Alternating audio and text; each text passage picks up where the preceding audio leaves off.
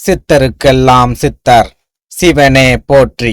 நம்மளோட பதிவுகள்ல இதுவரைக்கும் 12 ராசிகளுக்குமான ஏப்ரல் மாத ராசி பலன்களை பார்த்துட்டு வந்தோம். அதோட தொடர்ச்சியா இனி வரக்கூடிய பதிவுகள்ல 12 ராசிகளுக்குமான சித்திரை மாத ராசி பலன்களை பார்க்க இருக்கிறோம். அந்த வகையில நம்மளோட இந்த பதிவுல துலா ராசி அன்பர்களுக்கு இந்த சித்திரை மாதத்தோட கிரக அமைப்புகள் என்ன மாதிரியான பலாபலன்களை கொடுக்க போகுது அப்படிங்கறத பத்தி ரொம்ப சுருக்கமா பார்க்க போறோம். அதனால துலா ராசி அன்பர்கள் இந்த வீடியோவை கொஞ்சம் கூட ஸ்கிப் பண்ணாம கடைசி வரைக்கும் முழுமையா பாருங்க. வீடியோ பிடிச்சிருந்தா லைக் பண்ணுங்க, மறக்காம நம்ம சேனலை சப்ஸ்கிரைப் பண்ணிக்கோங்க. உங்களோட ஃப்ரெண்ட்ஸ் அண்ட் ஃபேமிலிக்கும் நம்ம வீடியோவை மறக்காம ஷேர் பண்ணி விட்டுருங்க. துலா ராசியை பொறுத்த வரைக்கும் இந்த சித்திரை மாதத்தோட கிரக அமைப்புகளை ஆராய்ச்சி பார்க்கும்போது எல்லா கிரகங்களுமே கிட்டத்தட்ட பாசிட்டிவான ஒரு நிலைமையில தான் இருக்குது. எந்த கிரகமுமே உங்களுக்கு நெகட்டிவா கொடுக்கக்கூடிய ஒரு நிலைமையில இல்ல அப்படிங்கறதால இந்த மாதம் முழுக்க உங்களுக்கு லாபகரமான மாதமா இருக்கும். ஒரு சில அதிர்ஷ்டங்களை கொண்டு வரக்கூடிய மாதமா இருக்கும். நீங்களே எதிர்பார்க்காத திடீர் திருப்பு முனைகள் உங்க வாழ்க்கையில நடக்கும். குடும்ப வாழ்க்கையில மகிழ்ச்சி கிடைக்கும். குடும்பத்துல இருக்கிறவங்க உங்களை அனுசரிச்சு நடந்துக்குவாங்க. ஒரு சிலருக்கு சொந்த பந்தங்கள் மூலமா எதிர்பாராத உதவிகள் கிடைக்கும். முக்கியமா தாய்வழி சொந்த பந்தங்கள் இந்த சமயத்துல உங்களுக்கு ஆதரவாகவும் அனுகூலமாகவும் நடந்துக்குவாங்க. ஒரு சில துளாராசிக்காரங்களுக்கு சொந்தமா வீடு வாங்கக்கூடிய யோகத்தையும் நிலங்கள் வாங்கக்கூடிய யோகத்தையும் கூட இந்த சித்திரை மாதத்தோட கிரக அமைப்புகள் ஏற்படுத்தி கொடுக்கும் அப்படின்னு அடிச்சு சொல்லலாம். அதுலயும் முக்கியமா இந்த சித்திரை மாசத்துல துளாராசிக்கு லாபாதிபதியா இருக்கக்கூடிய சூரிய பகவான் மேஷ ராசியில உச்சமடைவார் அப்படிங்கறதால இந்த சித்திரை மாசத்துல உங்களுக்கு கிடைக்கக்கூடிய லாபங்கள் எல்லாமே உச்சத்துல இருக்கும். எதிர்பாராத திடீர் யோகங்கள் கிடைக்கும். பண வரவு ரொம்ப சூப்பரா இருக்கும். பண நெருக்கடி அப்படிங்கிற பிரச்சனையே உங்களுக்கு இருக்காது.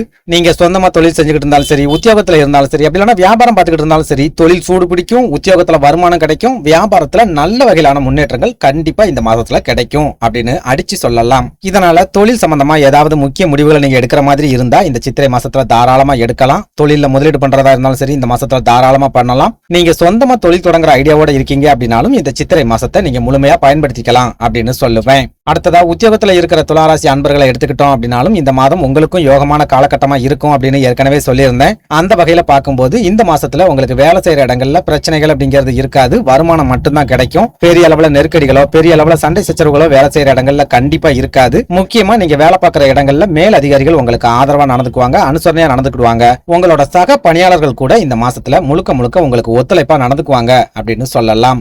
இதனால உத்தியோகத்துல இருக்கிற துளாராசி அன்பர்கள் இந்த சித்திரை மாதம் முழுக்கவே ரொம்ப சுறுசுறுப்பா வேலை பார்க்க போறீங்க. ஆக்டிவா இருக்க போறீங்க. வேலை செய்யற இடங்கள்ல மன அழுத்தம் பிரச்சனை அப்படிங்கிற எதுவுமே இருக்காது. சந்தோஷமா வேலையை பார்க்க போறீங்க. அது மூலமா உங்களோட திறமை 2 மடங்கா வெளிப்பட போகுது. ஒரு சிலருக்கு வேலை பார்க்குற இடங்கள்ல சம்பள உயர்வும் பதவி உயர்வும் இந்த சித்திரை மாசத்திலேயே கிடைக்க போகுது அப்படின்னு சொல்லலாம். அடுத்ததா குடும்ப வாழ்க்கையை எடுத்துக்கிட்டோம் அப்படின்னாலும் நான் முன்னாடியே சொன்ன மாதிரி இந்த மாசத்துல பெரிய அளவுல பிரச்சனைகள் அப்படிங்கிறது உங்க குடும்ப வாழ்க்கையில இருக்காது. ஏற்கனவே உங்க குடும்ப வாழ்க்கையில பிரச்சனைகள் இருக்குது, சண்டை சச்சரவுகள் இருக்குது, கணவனும் மனைவியும் பிரிஞ்சு வாழ்ந்துட்டு இருக்கீங்க அப்படின்னாலும் இந்த சித்திரை மாசத்துல நீங்க மறுபடியும் சேர்ந்து வாழக்கூடிய அற்புதமான வாய்ப்புகள் கண்டிப்பா கிடைக்கும். உங்க வாழ்க்கை துணை உங்களை புரிஞ்சு நடந்துக்க ஆரம்பிப்பாங்க. உங்களை பத்தி புரிஞ்சுக்கிட்டு உங்ககிட்டயே திரும்பி வருவாங்க.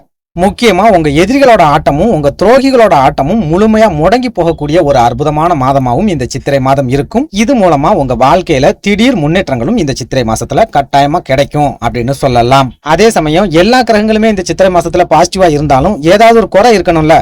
அந்த மாதிரி ஒரு குறையோட தான் குரு பகவான் உட்கார்ந்திருக்கார். அஷ்டமஸ்தானத்துல உட்கார்ந்திருக்கார். பலம் இல்லாம உட்கார்ந்திருக்கார். குரு பகவான் அஷ்டமஸ்தானத்துல இருக்காரு அப்படின்னாலே திருமணம் சம்பந்தமான பேச்சுவார்த்தைகள்ல ரொம்ப பெரிய இழுபறிகள் இருக்கும். உங்க குடும்பத்துல சுபகாரிய நிகழ்ச்சிகள் நடக்கிறதுல நிறைய தடைகளை குரு பகவான் ஏற்படுத்துவார். குடும்பத்துல திருமணம் சம்பந்தமான பேச்சுவார்த்தைகள் எதையாவது நடத்திக்கிட்டு இருக்கீங்க அப்படின்னா அந்த பேச்சுவார்த்தைகள் தோல்வியில முடியும். அப்படி இல்லைன்னா பெரிய அளவிலான இழுபறிகள் இருக்கும். இதெல்லாம் விட முக்கியமா திருமணம் முடிஞ்சு குழந்தை பாக்கியத்துக்காக காத்திருக்கக்கூடிய துளாராசி அன்பர்களுக்கும் குரு பகவான் 8ல இருக்காரு அப்படிங்கிற காரணத்தால குழந்தை பாக்கியம் கிடைக்கிறதுல ரொம்ப பெரிய அளவுல இழுபறி அல்லது பிரச்சனைகள் அப்படிங்கிறது கட்டாயமா இந்த சித்திரை மாசத்திலையும் இருக்கும் அப்படின்னு சொல்லலாம். அடுத்ததா உங்களோட உடல் ஆரோக்கியத்தை எடுத்துக்கிட்டோம் அப்படின்னா இந்த சித்திரை மாசத்துல பெரிய அளவுல பாதிப்புகள் இருக்காது. அதே சமயம் தலைவலி, உடல் வலி, சிறுநீரகம் சம்பந்தமான பாதிப்புகள் இந்த மாதிரி சின்ன பாதிப்புகள் கட்டாயமா இருக்கத்தான் செய்யும். முக்கியமா உஷ்ணம் சம்பந்தமான வியாதிகளால நீங்க பாதிக்கப்படுறதுக்கு இந்த சித்திரை மாசத்துல அதிகமான வாய்ப்புகள் இருக்குது அப்படின்னு சொல்லலாம். இதனால துளாராசி அன்பர்கள் இந்த சித்திரை மாசத்துல உங்களோட உடல் ஆரோக்கியத்துல ஓரளவுக்கு கண்ணும் கருத்துமா இருந்துக்கோங்க. உடல் உஷ்ணத்தை குறைக்கிறதுக்கு முயற்சி பண்ணுங்க.